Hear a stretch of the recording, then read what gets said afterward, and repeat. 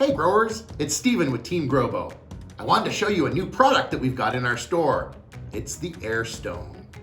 Just like a set of tires or windshield wipers on your car, this will need to be replaced occasionally. I replace mine every 3 to 4 grows. Let's jump into a reservoir and see how that's done.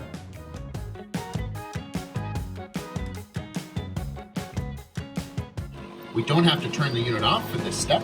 Simply find the old Air Stone, unplug it,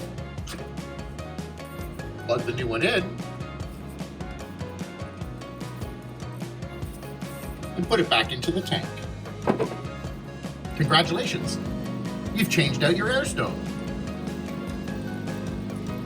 So there it is, growers, our new Air Stone.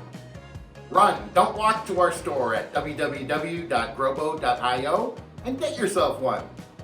Can you run on the internet? Let's look at how they do that. Let's check it out. Let's do it. Let's try again.